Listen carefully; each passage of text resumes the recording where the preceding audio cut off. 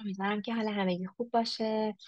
من یه ویدیو میخواستم درست کنم در مورد نحوه حالا روند کلاس استپ دو که حالا به حساب یه بخش کوچیکش رو توضیح بدم، ولی گفتم که خب شاید این یه بهونه باشه برای اینکه من یه سری چیزای کلی بگم که صرف نظر از که شما بخواید داخل کلاس شرکت کنید یا نه براتون مفید باشه.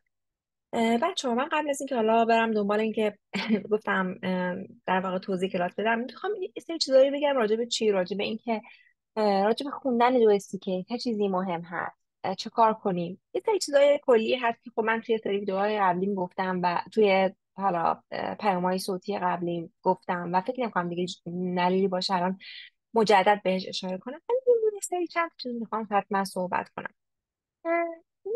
بچه ها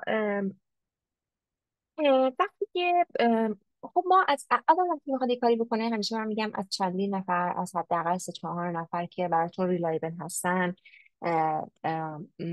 مشورت بگیرید. چه افرادی بودن که حالا تجربه مثبت داشتن، چه افرادی بودن که حالا توی اون مسیر اونجور که میخواستن نشده، ولی خب قطعا اونا هم یه سری تجربه دارن که خیلی ارزشمند هست. بخاطر همین همیشه مشورت کردن رو من خیلی توصیه میکنم و همیشه هم میگم که اینم در نظر داشته باشید که من هم مثل هر کس دیگه ای لزوما حرفم حتما درست نیست، ممکنه منم اشتباه بکنم. و از سمت دیگه این که هم میخوام اشاره کنم که بچه ها همونطور که میدونید راه های موفقیت خیلی زیاده و من فقط چیزایی که به نظر خودم تجربه کردم به نظرم خوب میاد رو اینجا دارم میگم و به این معنی نیست که راههای خلاف اون امکان نداره بشه و قطعا کسایی هستن که برخلاف توصیه های من عمل بکنن و نتیجه خوبی هم بگیرن. خب بچه ها نگاه کنید.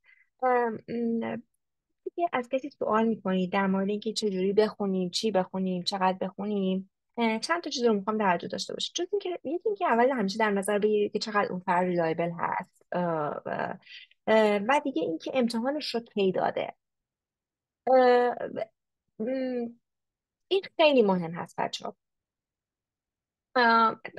و متاسفانه من چیزی که میرم خیلی از وقتا بچه هایی که مثلا به خصوص 3 4 سال قبل و قبلتر از اون امتحان دو کی دادن، خب تجربه متفاوتی دارن به نظر من، به خاطر اینکه تعداد تست ها بسیار پایین تر بوده. الان حدود 4000 تا حداقل فکر میکنم تست باشه برای دو کی و حجم بسیار زیاد هستش. و اصلا جمع کردنش قبلا بچه ها مثلا کلش رو جمع میکردن، میخوندن، ریویو میکردن، همش اونجا 4 ماه میرفتن سر جلسه. همینجا من اشاره کنم که اگر که شما بسیار ددیکیتد بخونید 6 ماه در بهترین حالت زمان نیاز دارید و تایم معقول هم به نظر من بین 6 تا 9 ماه هست.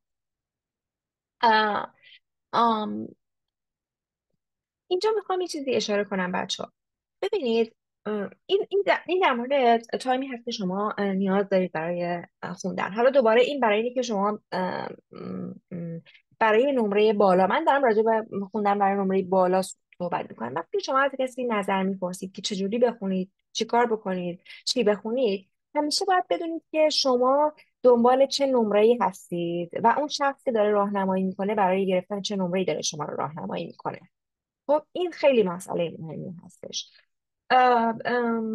چون واقعا متفاوته. من دارم میگم که شما اگر که بخواین برای نمره بالای استپ دو که وقتی که میگم نمره بالا یعنی مثلا دیگه 250 حداقل بخواید بگیرید، حتما باید 6 تا 9 ماه زمان بذارید.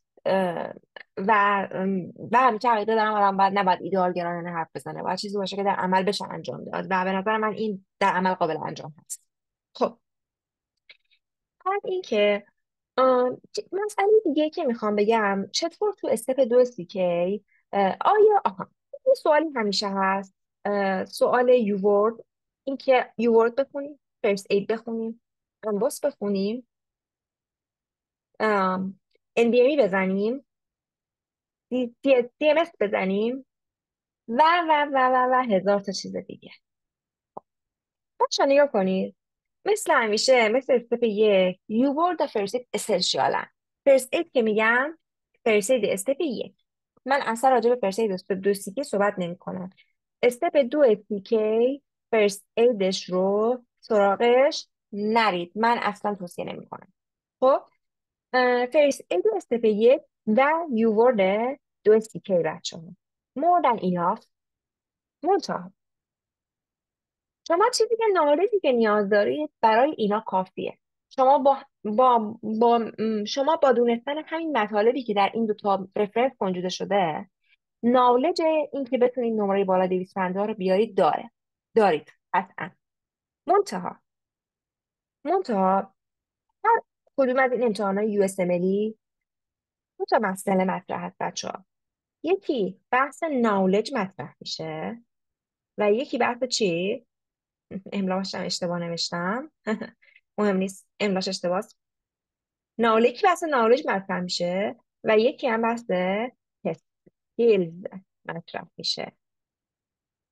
خب وقتی میگم بحث نالج یعنی که شما پاتوفیزیولوژی ها رو بدونید، فارما بدونید و الی آخر. وقتی میگم تست اسکیل منظورم چیه؟ دارم صحبت از تایم منیجمنت میکنم، ولی تایم منیجمنت، دیفرنشیال دیاگنوز کردن، داستان اینجوری. ولی یک چیزی که بچه ها خیلی مهمه، مهارت استفاده از نالج. مهارت استفاده از نالج خیلی مهمه بچه ها. مهارت استفاده از نالج چیزی هستش که فقط به نظر من با پرکتیس به دست میاد. اصلا یه سریمون تو این زمینه پرکتیس کمتری نیاز داریم، یه سریمون پرکتیس زیادتر.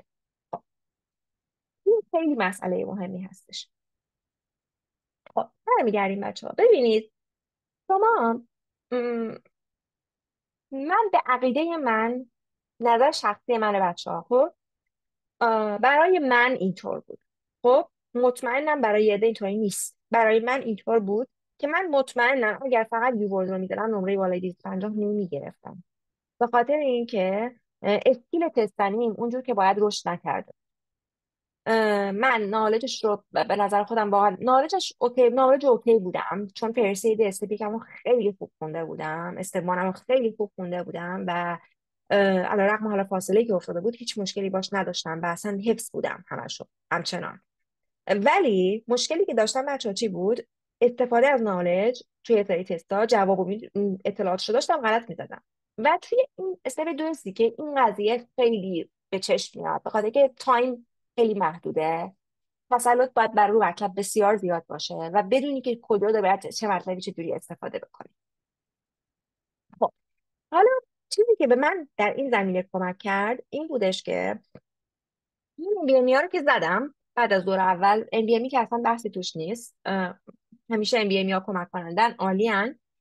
تست های CMS رو بچه ها رفتم سراغش. یه تست CMS نورو زدم، یه تست CMS سایت زدم. برای من چیزی به هم نمیداد بچه ها. میدونید چرا؟ تست های CMS استم سوال کوتاه بودن. استم سوال کوتاه بود، ارزش تایم منیجمنت نداشت. بیشتر برای این بود که تاپیک هایی که آدم باید بلد باشه رو دستش بیاد. به خاطر همین من کنارشون گذاشتم، یادم ندادم. اون دوتا رو، دوتا پرانتز زدم، فکر میکنم همونا رو فقط غلطامو چک کردم. در فقط نگاه کردم چی غلط زدم، حتی جوابا رو دیگه نشستم بخونم، احساس کردم که برای من چیزی نمیده. بعد شروع کردم انبوس رو به صورت میکس زدم. فاصله که انبوس رو به صورت میکس میزدم بچه ها، چند تا کاربرد انبوس رو برای خودم متوجه شدم. یک بودش که کمک کرد تا من ویکنس هام رو از ویکنس تبدیل کنم به چی؟ به استرنگ. کمک کرد تا مطالبی که دو استیکی خوب کاور نکرده بود اه، م، کاور بکنم. مثلا چی بچه ها؟ مثلا من از کاوریج مبحث لوکمیا، لیمفوما، فارمای به خصوص دیابت، هایپرلیپیدمی راضی نبودم بچه ها. احساس میکردم که خب اونقدر به اندازه کافی تست نداده، خوب کاور نکرده. و توی این دو تا زمینه من خیلی فایده دیدم. و سوم این بودش که چی بچه ها؟ که تستای یوورد برای من تکراری بودن بعد از دوره یک. یعنی من توی و اواسط دوره دو دیگه ولش کردم. اصلا من صورت سوالا رو تا میدیدم میدونستم گزینه چیه. اصلا ارزش تستی برای من نداشتن. به چالش کشیده نمیشدم. تایم منیجمنت به کمکی نمیکرد. وقتی که میگم برای من ارزش تستی نداشتن و به چالش کشیده نمیشدم، به این معنی نبود که فکر کنید من همین سوالاشو داشتم درست میزنم. نه، غلط هم میزدم. ولی احساس میکردم من توی یک ساعت تایمی که میذارم مثلا اون موقع دارم تست رو میزنم چیزی به اونقدر یاد نمیگیرم. ولی وقتی که سویچ کردم به امبوس، به چه صورت؟ به این صورت که مثلا یه روز امبوس میزدم یه روز یوورد، اصلا خیلی خیلی احساس کردم که درس خوندنم داره افکتیو تر میشه. من در مورد دور اول یوورد که من اصلا هیچ جای صحبتی نیست، باید بخونیم هممون، اصلا شکی نیست. من همه صحبتایی که دارم میکنم در مورد تقویت اسکیل تستنی و تقویت مهارت استفاده از چیزهایی هست که آدم میدونه. من دارم راجع به این صحبت میکنم بچه. خب، ام، درصد یوورد من چند درصد بود بچه ها؟ درصد یوورد من بین معمولا بین 75 تا 90% بود معمولا بچه ها. خب ولی درصد 70 داشتم، درصد 95 هم داشتم، ولی بیشتر رو این رنج بودن. خب، ام، این هم از این که بخوام بهتون بگم. از همون دور اولم اینجوری بود. در دور اول شاید به خاطر همین دیگه دور دومم شاید برای من واضحی نداشت. بعد دیگه چی بهتون بگم راجع به دو استیکر که خیلی مهم هست. آم، فکر میکنم این چیزایی که میخواستم بگم و گفتم. راجع به دو استیکی من یه سری اینا چیزای ساده میدونم، چیزای ساده یه ولی خب مهم هستش. بعد حالا بریم سراغ کلاس ها بچه ها. در مورد کلاس ها، هدف من توی کلاس ها چیه؟ اولا که من اینجا بهتون بگم افرادی مطمئنا شما یا دو حالت داره دیگه، شما یا استپ 1 رو دادید یا استپ 1 رو ندادید. اگه استپ 1 رو ندادید، این کلاس استپ این کلاس استپ 2 کی برای شما کم خواهد بود، به خاطر اینکه شما باید مثلا خیلی مباحث بیشتر براتون باز بشه. من اسوم میکنم که شما نالج استپ یک رو دارید، چون اصلا انقدر ام، اه، اون اصلا چون وارد استپ یک شدن دوباره یه مقوله جدا میشه. نه، اصلا که پس استپ یک ندادید و هیچی از استپ یک. مثلا وقتی که میگم استپ یک ندادید، منظورم این نیستش که صرفا نداده باشید. منظورم اینه که کلا استپ یک نخونده باشید، اینطور بگم. اگر شما استپ نخوندید، کلاس براتون قطعا خواهد بود. خب ولی ممکنه یه سری جاها احساس کنید یه سری چیزا براتون گنگ باقی میمونه. اگر بخواید مطالب خوب براتون باز بشه، خب اون موقع من توصیه میکنم سر استپ یک بیاد بشینید، کلاس استپ یک بشینید. خب ولی اگه استپ یک رو دارین، بسیار عالی، خیلی هم خوب، کلاس هم استفاده داره براتون، کاملا استفاده داره. اینجا دیگه نداده باش، اگه نخونده باشید اصلا استپ یک رو، کلاس بین مثلا حدودا 70 تا 80% براتون استفاده داره. ولی اینجا واقعا میشه 100% استفاده کنید از کلاس. خب حالا داستان دیگه این که میخوام راجع به صحبت کنم این هستش که شما وقتی که استپ دو سیکی رو میخواید بخونید، از همون اول ببینید کسی که استوانش رو خیلی خوب بلده برای خوندن دو سیکی خیلی کارش راحت تره نسبت به کسی که استوان رو به سختی پس کرده. اه، چون باید برگرده بره استوانش رو بخونه. وقتی من از نالج استوان صحبت میکنم بچه ها، منظورم جنین شناسی نیست، منظورم چه میدونم اینترلوکینا نیستن، منظورم این نیست که چی میشه که بی سل اکتیو میشه، تی سل اکتیو میشه. اینا رو من نمیگم قطعا درسته. من دارم مثلا راجع به چی صحبت میکنم بچه ها؟ راجع به مثلا گلایکوژن استوریج دیزوردر، تو استپ یک لایزومال استوریج دیزوردر، تو استپ یک فارماکولوژی، توی استپ یک که طبقه بندی شده و کامل هستش. تمام مباحث بچه ها تو استپ یک، تمام مباحث کلینیکال استپ یک رو شما نیاز دارید. و دیگه این که چرا این صحبت رو دارم میکنم، شما نمیتونید استوانتون رو خوب بلد نباشید منظورم چیزای کلینیکالشه، باز تاکید میکنم منظورم جزئیات دیتیل های استپ یکی نیست. منظورم مطالب کلیدیکال. نمیتونید خوب بلد نباشید و بخواید که نمره 2 بالا در زمان کوتاه بیارید. اصلا امکان نداره همچین چیزی. آم میانگین نمره 2 CK 248 هست. 248 بچه نمره کمی نیست و حالا بماند که الان مشخص شده که یک سری داستان بوده و حالا یه عده تقلب کردن و ضرب به هم ریختن و من اصلا نمیخوام وارد این بحثا بشم. در واقع این میانگین باید 230 خورده باشه در واقعیت. شما بعد در هر صورت شما بیاین خودتون رو در حد دور و بر میانگین حداقل نگه دارید. خب ولی برای این کار باید خیلی تلاش کنید. استبیکتون رو باید خوب بلد باشید، اون قسمت های کلینیکالش رو.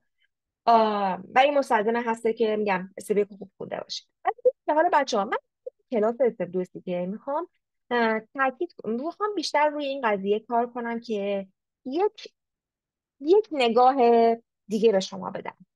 ام، ببینید، یک بحث ریویو کردن هست که خیلی مهمه و من قبول دارم اینکه هایلا رو آدم بشناسه کجاها رو باید مدام ریویو کنه. و یک بحث دیگه این هستش که چطور آدم وقتی که میخواد به تست بزنه به تست اپروچ کنه.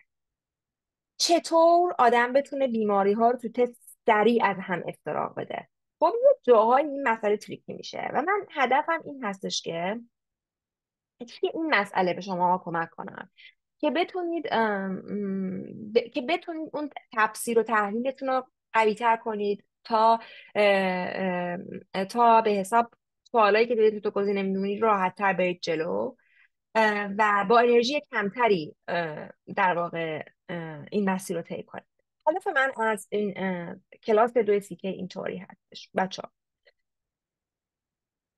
به این صورت خواهد بود که من یک تست رو مطرح میکنم و بعد از اینکه اون تست رو مطرح کردم شروع میکنم این میگن که چطوری به این تست میشه پاسخ داد به روشی که حالا خودم بلدم. اگر چیزای جدیدتر تو روش رو یاد بگیرم قطعا جدید بهتر رو خواهم آورد. سعی میکنم حالا چیزی که بهترین در بیشترین توانم هست رو بذارم بگم و بعد از اون راجع به بقیه گزینه‌ها چرا نمیشه، اون مبحثی که راجبش تست داده شده، اپروچ بهش، نکات مهم در موردش، اینها رو با هم دیگه بحث بکنیم.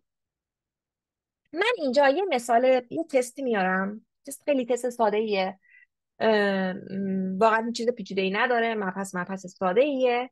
ولی خب من به عنوان سمپل اینو اینجا میذارم تا در واقع حدودی دستتون بیاد که من روشم چطوری هستش. خب،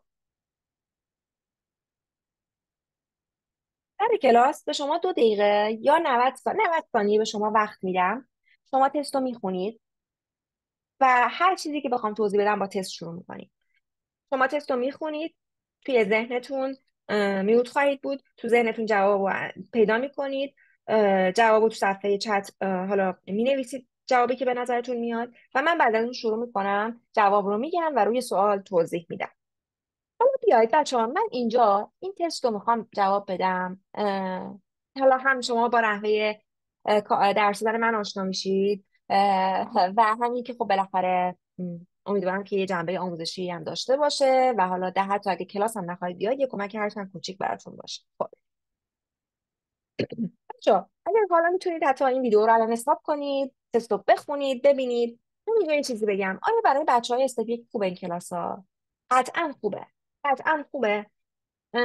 منتها اون مثلا تاپیک هایی که میاد رو اوبیگاین یا مثلا چیزایی که دیگه خیلی استپ دو میشن و اه، روش فوکوس نکنید. چون میدونم یه عده از بچه ها هستن که هم استپ یک هستن هم استپ دو استپ میشن.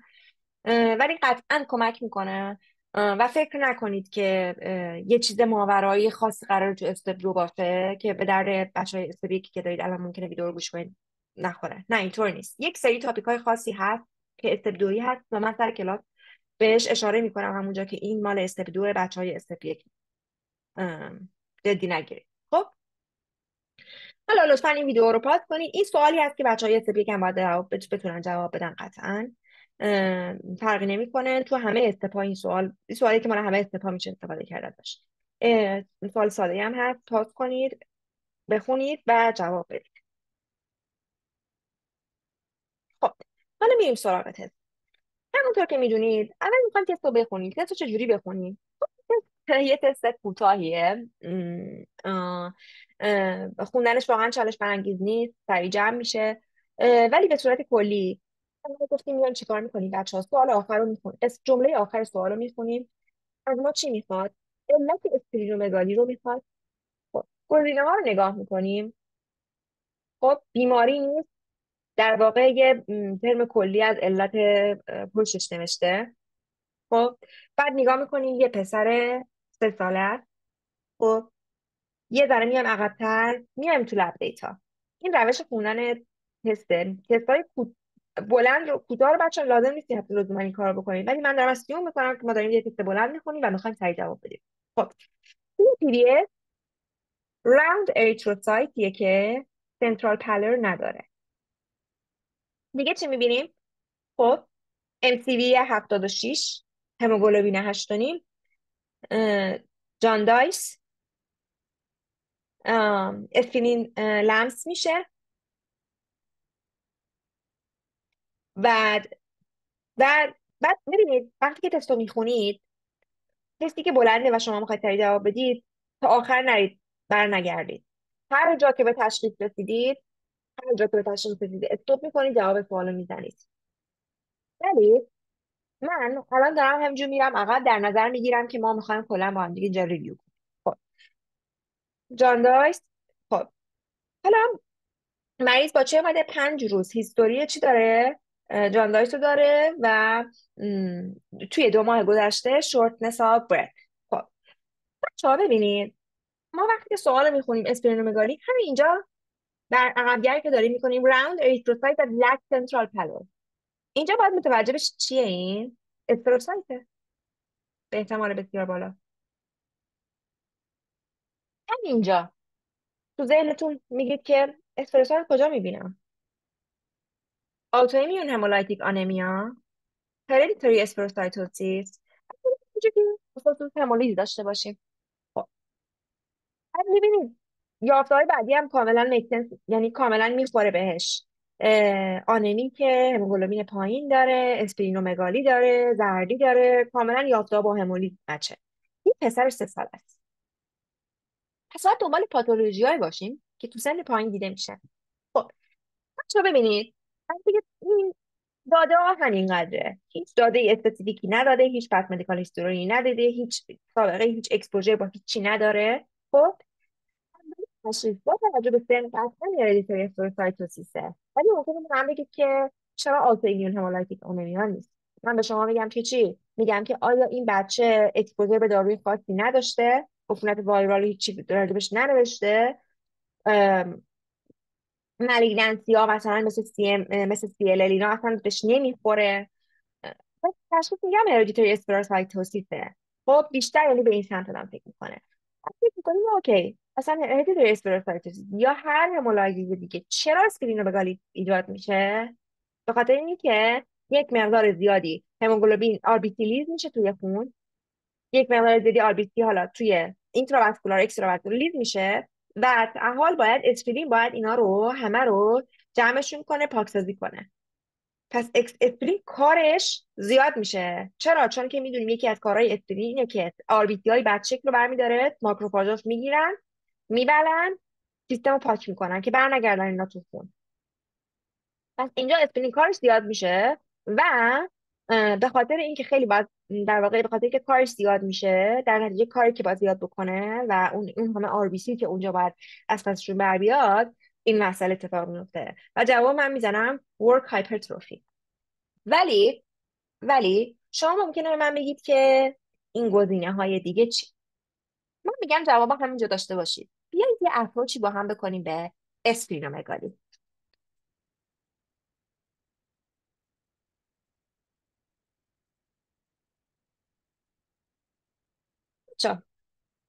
بچه‌های عزیز، قبل از اینکه بخوایم اپروچ کنیم به اسپرینومگالی، بیایید یه چند تا چیزی رو با هم نگاه کنیم. صورت سوال چی گفته بود؟ گفته بودش که aspirin is palpated 4 centimeters below the left costal margin. این سوال هیچ اشاره ای راجع به اسپرین نکرده بود. یا اگر گفت فرقی نمیکرد با جواب، درسته؟ فرقی نمیکرد. ولی من دارم چی کردم دارم صحبت میکنم، معمولا اسپرانومگالی نداره میگن اسپرین پالپیت نمیشه. ولی اینجا میخوام تو پرانتز یه چیزی بهتون بگم.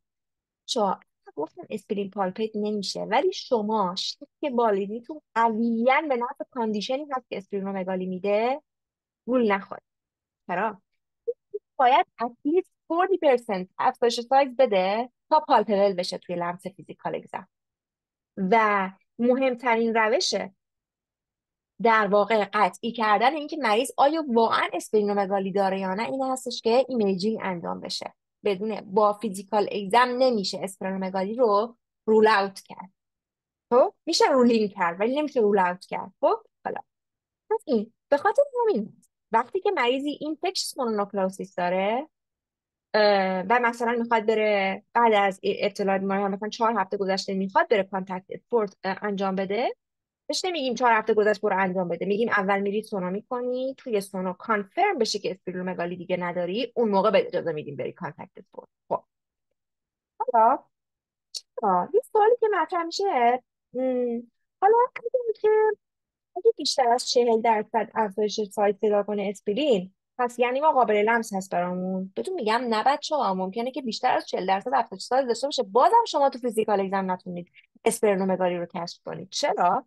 به خاطر اینکه چرا مسیب اسپرینومگالی که مثلا تو جایی مثل CML، مایلوفایبروسیس، هریسل لوکمیا، پولیسایتمیا ورا جایی مختلف میبینیم، میتونه انقدر اسپرین بزرگ بشه که بره تا کجا؟ تا پلویس. شما توی فیزیکال اگزم هر چی سعی میکنید اون لبه پایینی اسپین رو نمیتونید پیداش کنید. یه ذره خب اینجوری براتون چالشی میشه آقا اصلا این اسپلومگالی داره یا نه. خب حالا درسته اونم دوباره یه بحث جای خودش دوباره پیش میاد که خب حالا من نمیخوام بازش کنم، ولی خب میخوام بهتون بگم بالاخره یه چالش ایجاد میکنه این وسط. خب که فقط اینجا ایمیجینگه که میتونه قطعیش کنه. یعنی اینجا داستان داریم ما برای پیدا کردن لو اج، یا که اصلا با بی ام آی بالا مریض رو گزارش کرده، یا اینکه اصلا ابدومن مریض تنسه. ما اینجا نمیتونیم بچه ها. پس ببینید، پس صرف نظر اینکه اسکرین پالپیت میشه یا نه نمیشه تصمیم های قطعی گرفت. رو میخوام گوشه ذهنتون داشته باشید چون توی دو که یه سری جاهای شما شکلی بالاتون بسیار قویه، ولی یا یه فیزیکال اگزم یا یه لب دیت هایی بهتون میدن مخصوصا که شما بگن که شما توی مثلا به حساب به صورت اتوماتیک بگید نه چون این نیست رد میکنم. خب میخوام بدونید که اینجا یه استثنای یه سری چیزای ریزی وجود داره که حواس تبصره ها ریزی وجود داره که میخوام حواستون باشه. بگردیم بچه ها به بحث خودم. اجازه بدید من اینو ببینم یه مقدار ببرمش بالاتر که شما راحت تر باشید برای اینکه کل سفر رو بتونید داشته باشید. خب بچه ها این صفحه اپروچ به اسم مگالیه. شما برای اینکه اون سوال جواب بدید لزوما همه این سفر رو بلد باشید، ولی واقعیت اینه که شما باید همین سفر بلد باشید که اون سوال هر مدلی که طراحی کردن هر جوری که پیچوندن بتونید جواب بدید. خب ببینید بچه ها اسپرمومگالی به چه علتی ایجاد میشه؟ به علتهای مختلف، بیماری های مختلف با علتهای مختلف اسپرمومگالی میدن. برای این مثال مثلا میتونه اسپرمومگالی در اثر افزایش اکتیویتی اسپرین میتونه باشه، میتونه در اثر کاهش وین استرینج باشه، یا میتونه در اثر استرینیک اینفیلتریشن باشه. صحبتی که ما امروز کردیم با هم چی بود؟ گفتیم که ورکش زیاد شده، اسپرینیک اکتیویتی بالا رفته. توی اسپرینیک اکتیویتی دوباره 4 سناریو مطرح میشه که این چیزی که ما الان صحبت کردیم افزایش دگردیشن ابنورمال آر بی سی ها هستش که کار تحول رو زیاد میکنه و در واقع ورک هایپرتروفی میده. کجاها دیده میشه؟ یک سری جاها که گفتیم همولیز میده مثل هریدیتری اسپروسایتوسیس، مثل آتوایمون هیپوتالامیا، مثل تلاسمیا، مثل ارزم به حضورتون که سیکل سل در فاز ارلی. چرا میگم سیکل سل در فاز ارلی؟ به خاطر اینکه ما میدونیم بچه‌ها سیکل سلی ها عموما 5 6 سالگی که میشن آتوترنکتون میشن دیگه، اصلا اگه با افزایش اکتیویتی استری معنی نداره دیگه، اون اصلا استرینشون در واقع هایپو فانکشن اصلا فانکشن نمیکنه دیگه، چون چه کامل ایسکمیک شده رفته. خب یه اسپلینیک اکتیویتی میتونه به واسطه میتونه در واقع به چه علت باشه؟ یکی که افزایش پاسخ ایمنی باشه. عفونت های وایرال، بکتریال، مایکوتیکا، پاراسایت ها، اینا همه میتونن واکنش ایمنی رو برانگیزن بچه‌ها و به واسطه افزایش پاسخ ایمنی، از اونجایی که میدونین که اسپرین یه قسمتی از سیستم رادیکولو اندوتلیال سیستممون هست، قاعدتا کار اسپرین بالا میره. این هم میشه اسپرین اکتیویتی. یه جای دیگه هست. کجا دیگه بچه ها؟ دیفکتیو ایمیون ریسپانس. کار استریم به واسطه این که ما سیستم ایمنیمون خوب کار نمیکنه میره بالا.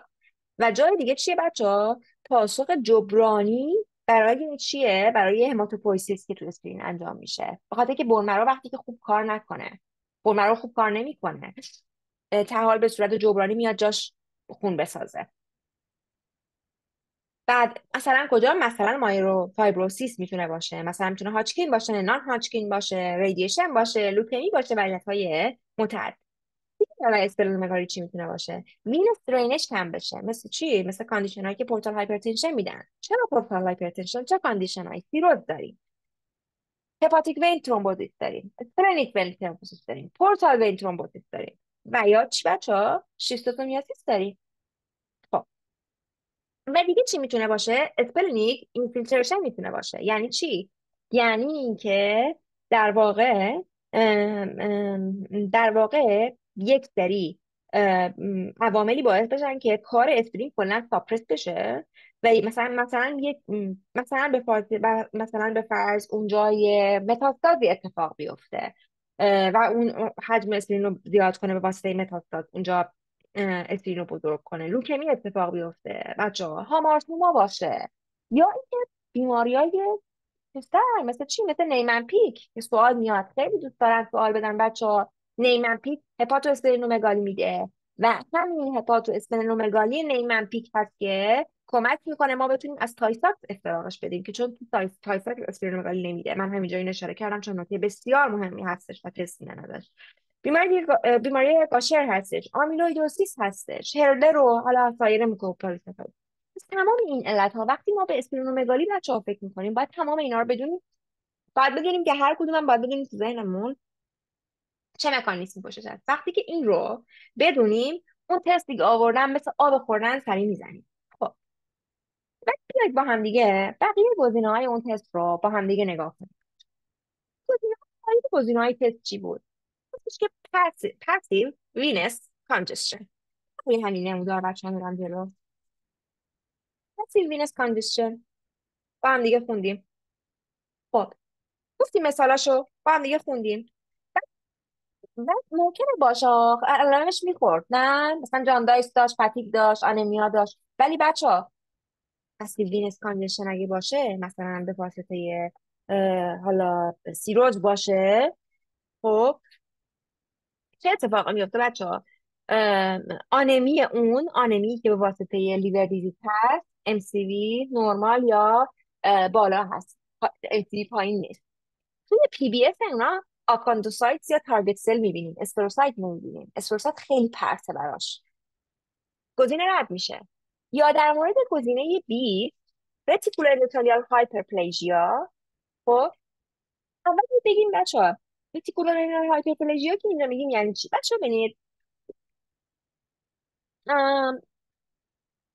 بچه ها توی اسپلین قسمت وایت پالپ و مارجینال زونش، خب در واقع قسمت رتیکول اندوتلیال ریجنی میشن که وقتی که توی سری جاها هایپرپلیژیا پیدا میکنه، به خصوص مثلا کجا؟ اینفکشن ها مثل تایفوید، مثلا ای بی وی، سی ام وی، یا اینکه توی سرتن کانکتیویتی مثل سارکویدوزیس و SLE.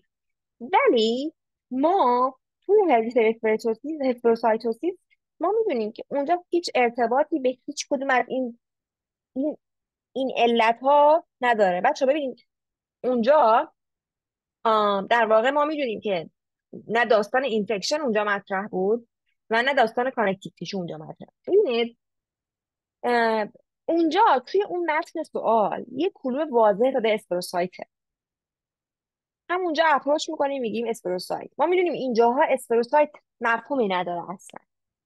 خب ولی این رو گفتم برای اینکه بدونید که رتیکولار تلیال هایپرپلیژیا که میگه یعنی چه چیزایی میتونه پشتش باشه. خب قسمت سی چی میگه؟ میگه متابولایت accumulation.